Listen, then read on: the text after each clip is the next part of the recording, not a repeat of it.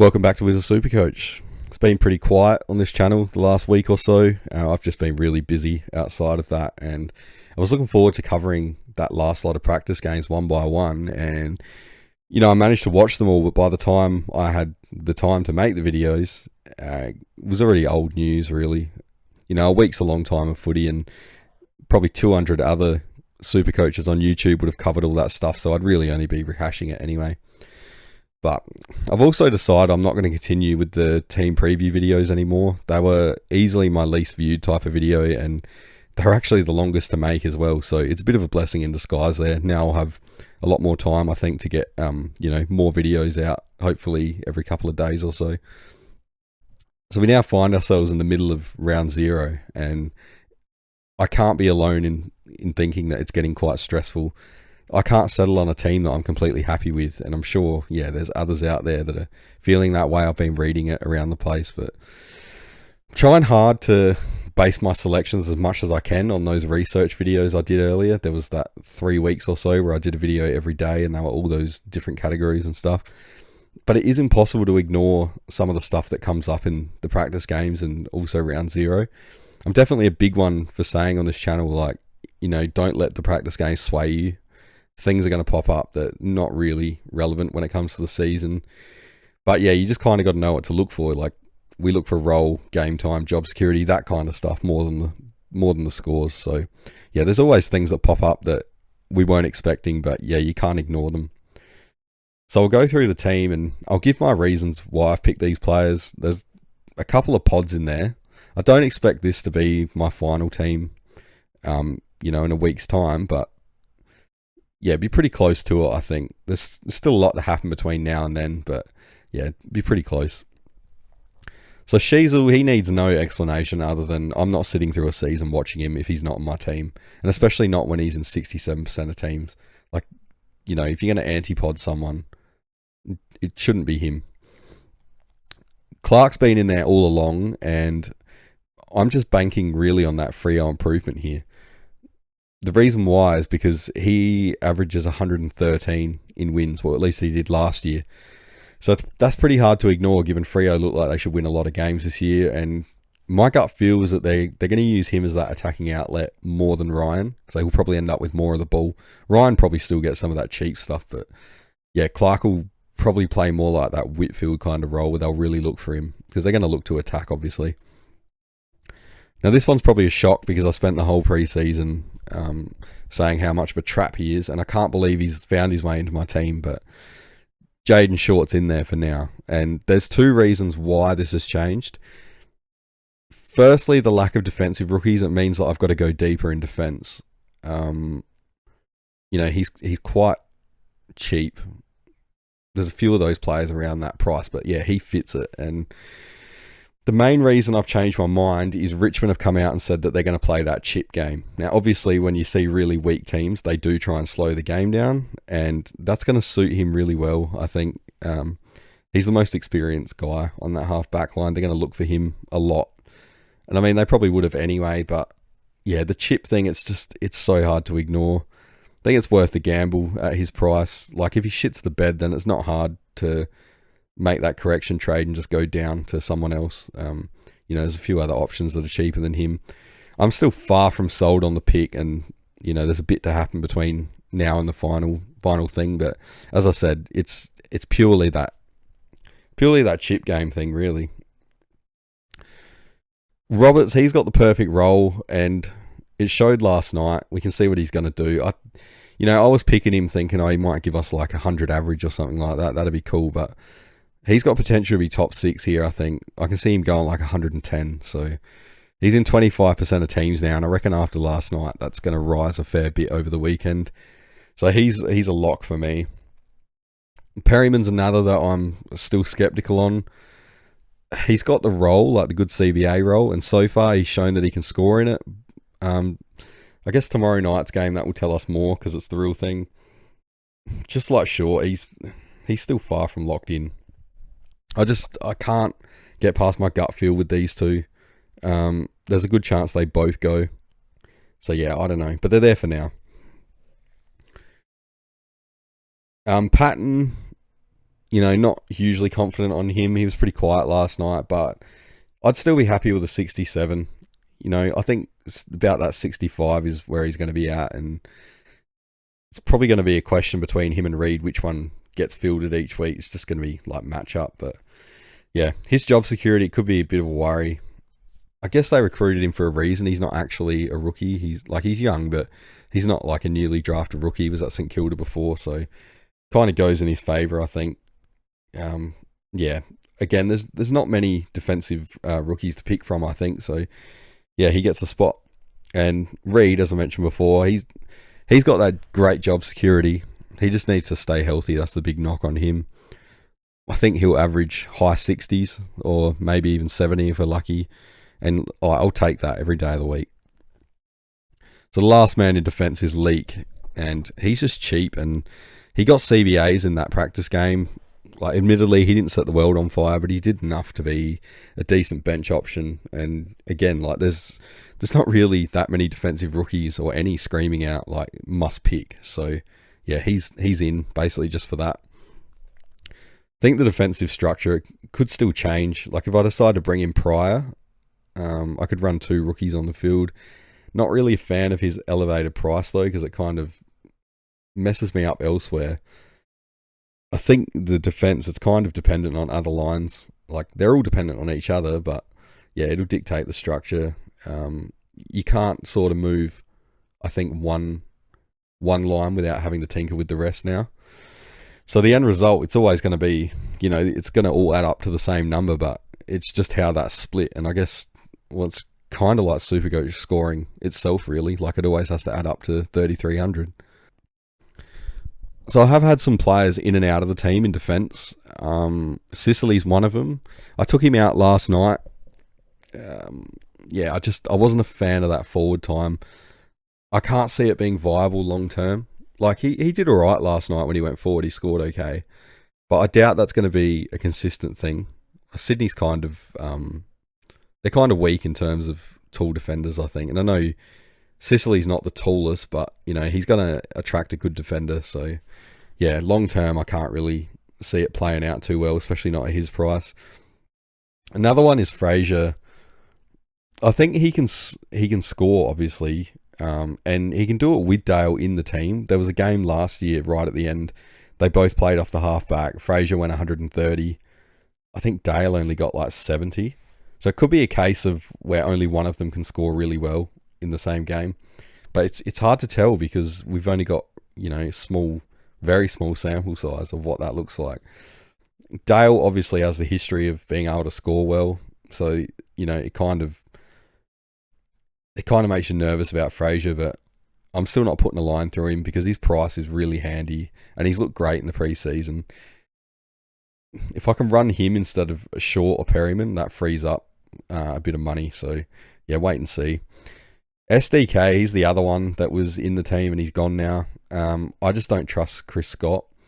He is going to put in Stanley at some point. We know what he's like. And after watching SDK against Essendon, I don't know. I think he's too hit and miss with his scoring. Like, I know Essendon, it's hard for Rucks to score against them.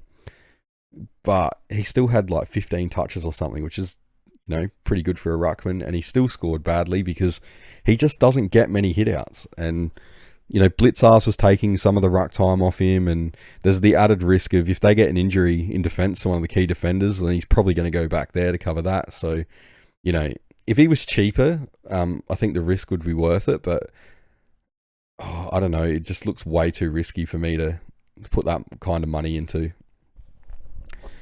So onto the midfield, and with Bont going down, because usually he's in my team every year, but Brayshaw's become the M1. I was never that keen on Butters at that price. I'm trying to avoid those 600k guys, and this has kind of helped with those two going down, like my intent to go value based this year. It's a lot easier to steer away from what you normally do when you're sort of forced into it, so, or at least given a little push.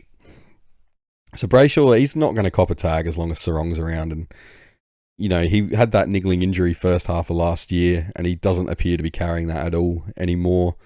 So when he had that, he was scoring like 100 and I think just over 100 on average, and post-bye, he picked up about 13 points. I think he started averaging about 115 on the run home. So if that's what he's like when he's healthy, then, this is value here.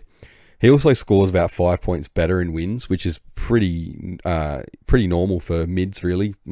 I think like 90% of them score better in wins, but yeah, similar to Clark, I think that's really gonna help him increase his score with Freo doing better. Got Dawson at M2. This one could change. In a way, he's kind of frustrating. Like, you look at him as a player, and he seems to have every weapon required to go 120 average 1 year. I'm just waiting to see him put it all together. And I think Matty Nix is the main problem there, because, he's intent on resting him forward, and I think half back is actually his best position, more so even than being a CBA mid, because he's got that really good intercept quality, and he sets up the play with his nuts kick. But when he's in the contest, in the stoppage and that kick is kind of useless, because it's pretty hard to use it to set the play up when you've got 5 guys trying to tackle you at once. Regardless, I think he's still good value at 550k. He doesn't have to go 120 or whatever. He should still get high CBAs, even with those new faces in the Croms midfield, and it's a bit of a unknown jigsaw there, even still after the practice games, but I think he'll still be the top dog. He had a down year last year, and I think the team's going to improve, and he should improve with it. Now, on the surface, having Day in my team at M3, it might look like a classic knee-jerk reaction to last night, and I wouldn't blame people for thinking that, but, I'm aware that I constantly warn people on this channel against doing exactly that, having those knee-jerk reactions, but truthfully, this isn't one at all. He has been in and out of my team the last few weeks, and that's because his price is just crazy for what he can do. He is a bit injury prone, we know that. But even if he does get injured eventually, he's still probably going to make enough money in that time where he'll be a really good stepping stone. So he's already got last night's 148 baked in. So, don't forget that. So his break even's probably going to be pretty nice in the first few weeks. And just remember, he managed to score that 148 against Sydney. And in my opinion, Sydney has the most restrictive tagger in the game. And I know Jordan only tagged him in the second half, but the main point here is that he's already played against Sydney and he's not going to play them again. And he's managed to escape that game with a 148. I think most teams, they're not going to tag him. So then what? If they're not tagging him, like, what's that going to look like? Hawks really do look like the real deal. I rate Sydney highly, even though they got a bit embarrassed on the grand final stage last year. But, Hawks do look good. So, yeah, I can see Day easily outscoring that price. As I said, the 148 is baked in, so it's a bit of a free hit now as well. So, yeah, it's not a knee-jerk reaction. I'd been looking at him anyway, and yeah, as I said, he's already copped the hardest tag, played the hardest team, really, in terms of tagging, and yeah, he's come out with a 148, so, should be pretty clear skies ahead. Clarion M4, he looks to be back. 61% owned, and is as cheap as he's ever going to be. Enough said, I'm not going to waste time talking about him. Chera, he's also price cheap. He's got that dream opening 6 weeks or so, fixture-wise, and he's had a really healthy pre-season. So, yeah, we've seen what he can do in the past, so lock him in, I think. Sardis, he's looked really good at finding the ball in pre-season. Obviously, his disposal lets him down a bit. But, he still finds enough of it to score well. And even if he only goes at 70, he's still going to make like 200k. So we don't need him really to go at, 90s or anything like that people are worried about. My only worry here is what happens when Parrish returns. Sardis, though, I think is ahead of Hobbs, so maybe Hobbs would go first for Parrish. Or maybe they both keep their spot. I don't know. I don't know what happens there. But yeah, he should play long enough regardless to make us money. So I think he's probably the best rookie pick in the midfield. Levi, he looks good to me. There's some talk of sub-risk, but I honestly don't see it. I think he'll just play that half-forward role with a few CBAs, maybe a little bit of wing. But he'll essentially be that extra mid who just follows the pill. Think of like Dylan Moore, Sam Flanders, that type, I reckon, at least to start with. So just like Sardis, if he even just averages 70 odd, he's going to make us 200k. I don't think it's a very hard pick. Like, don't overthink it, just lock him in. Never, I'm happy to field. He was really good in those preseason games, even better than I was expecting him to be. And it looks as if Geelong are trying to get new faces into that midfield and maybe revitalise it a bit. He got plenty of CBAs and he scored enough to suggest that he's fieldable. Like, you know, he should go like 70, something like that, mid 60s even. Like, I'm happy with that on the field, I think, because there's not many rookies in this team on the field, so you know you can get away with it. The job security, you know, it's not perfect, but I think it's good enough. Probably be matchup dependent on who's fielded out of him and O'Driscoll for now. I'm not a huge fan of having nearly 200k on the bench with O'Driscoll, but there's not that many rookies I'm keen on, and his job security at least seems good, and he's shown in the past that he can score well, so yeah, I'll put him there for now. It's just not a good year for rookies overall. I've gotten him over O'Sullivan for a few reasons. O'Sullivan's role, I think, is a bit less defined. He doesn't have a scoring history to speak of, and you know, apparently he wasn't a big possession getter before he was drafted, so you know, you need a bit of the ball to be good in Supercoach. But I will say this, if O'Sullivan's named at half back, or we get any indication from North that that's where he's going to start, then he's straight in my team. Because I remember with Sheasel, I didn't start him, and I had to scramble after round 1 to get him in, because it looked like he was going to be a half forward, or whatever it was, and obviously he started on the half back and went nuts. So, you know, I think quite a few people were in the same position, but yeah, I'm not willing to take that risk again. I'm not sold on Campriali at all. I don't know enough about him, to be honest, to have the confidence in the pick, but he does fit the price that I need for now, and he's fairly popular. I think he's about 25% owned, something like that. My gut feel is that he might get quite a few games, but he's probably going to end up like Carroll last year, so he's going to have like that average role, but the big sub risk as well. So he's just a placeholder for now. Boxall, he was brilliant in pre-season, but he's also a bit of a placeholder as well. The Saints have those injured mids. They should be back early in the season. So what happens once they're back? Like, is he going to lose all his CBAs, and is he even going to get a game? I don't know, but it's not a bad gamble at his really low price. So yeah, I'm happy to have him there. I've had Rosie in and out the team, even up to, well, he was the guy that came out for Will Day. And it's pretty hard to go past that easy fixture. Like, it's really appealing to start the year, but what happens after that? That's my only question. At his price, I think you want him to be a keeper, and he's a bit injury prone. And I know Will Day is too, but he's that little bit cheaper. And I think that he's got more upside in his scoring to be a keeper. Rosie could also be tagged while Butters is out, and then, you know, once Butters is back, does he take some of Rosie's ball? So yeah, once Butters is back, yeah, it could hurt him, and I'm expecting Port to slide too. So it's just a question, like, will he be a top 10 mid? I think come the buys, there's every chance Rosie could be, but I don't think he finishes there. I think that he'll, you know, for those reasons, he'll trail off, and yeah, I'm just looking for a bit of stability here. There's a bit of probably more mid-price stuff going on here than I'd normally do, so you know, I do need some keepers in there as well. Otherwise, going to run out of trades. Like, don't be fooled by 40 trades. It's all well and good now, but wait till you get to around 20 and tell me then. So now for my first real pod in this video. And if you remember, anyone that's watched those research videos and been following me since the start, when it came to the rucks, Cameron was consistently in the top 3 in all those categories that I did for the rucks. So that's pretty hard to ignore, and at his price, I think there's value there. And he's also definitely the solo ruck now at Collingwood. Cox isn't in the team, and when he is, he's just, you know, he's playing as a forward now and pinch hits in the ruck. It's Cameron's spot.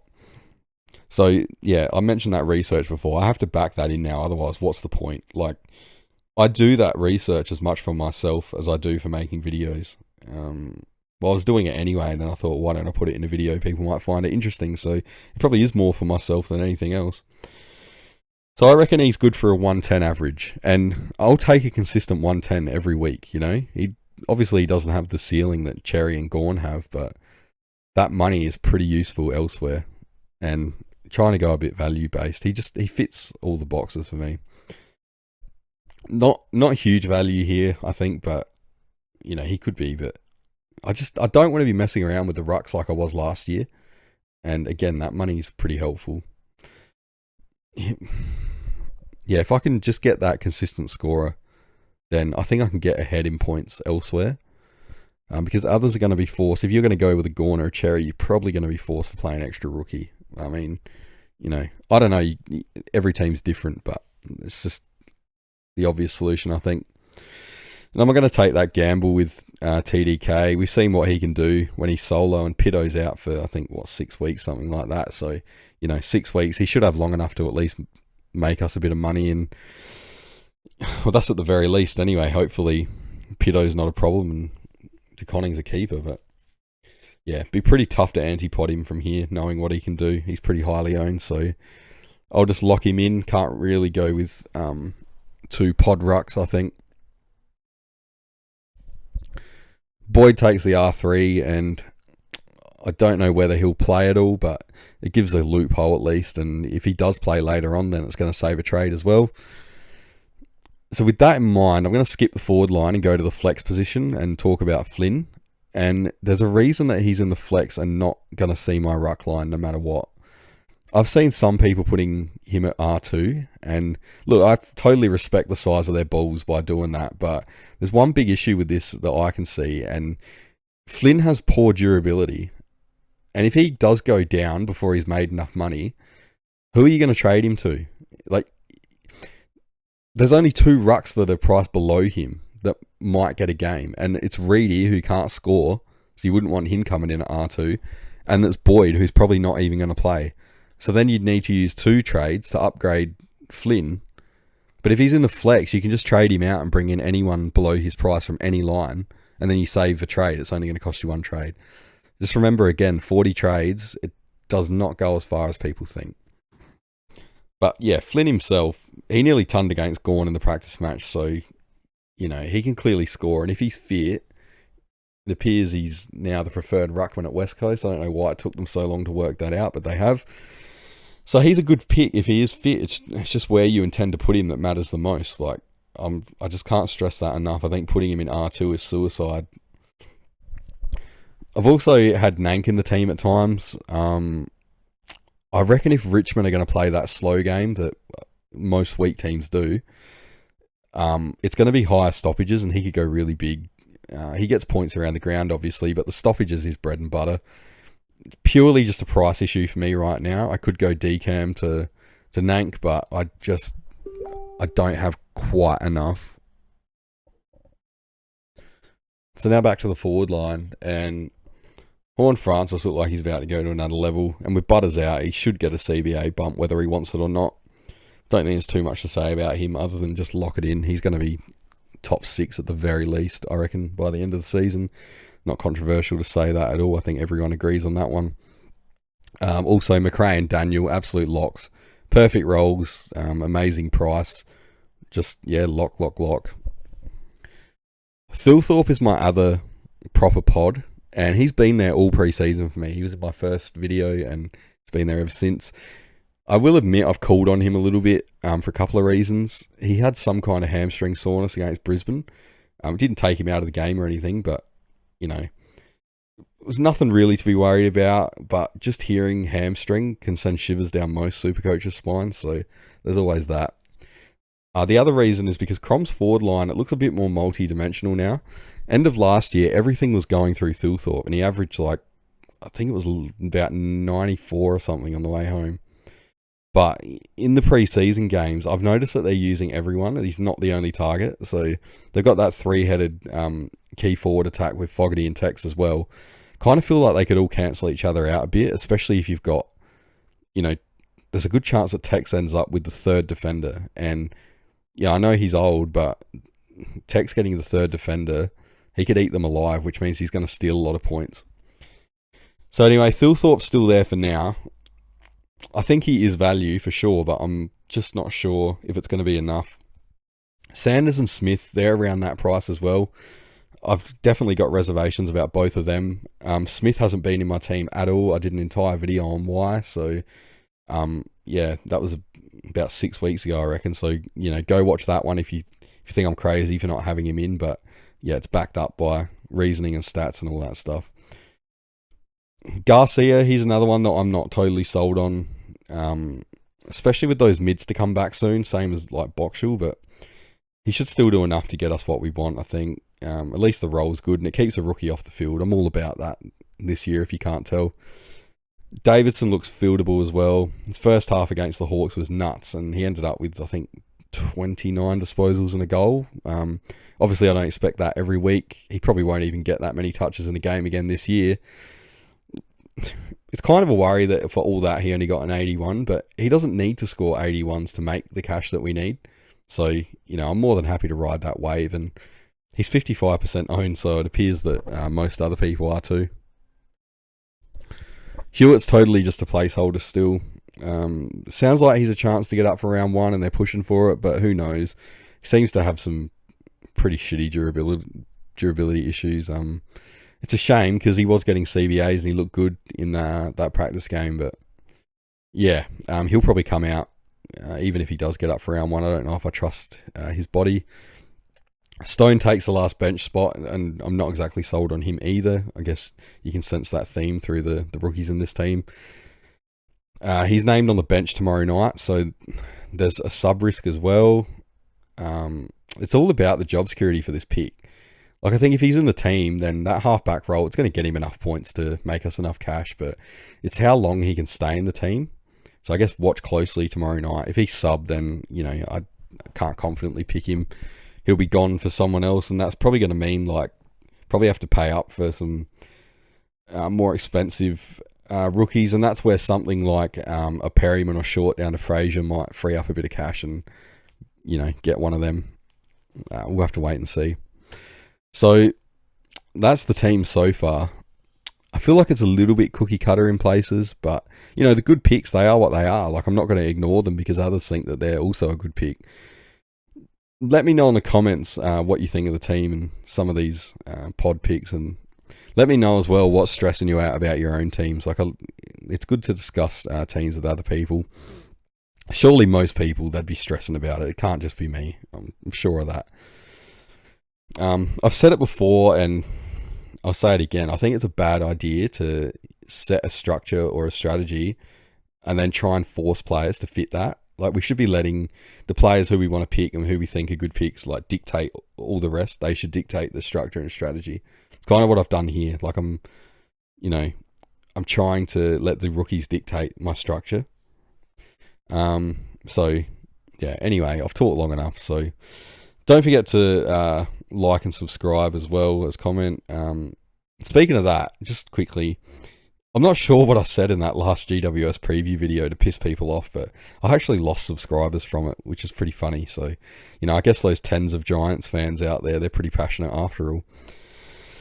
But it's all a good fun, and I'm just excited for the season to be back. This round 0 shit, though, that needs to go. But yeah, footy's footy, and we love it. So thanks as always for watching, and I hope you all have a relaxing weekend, because in terms of Supercoach, it's about to get pretty hectic. Cheers.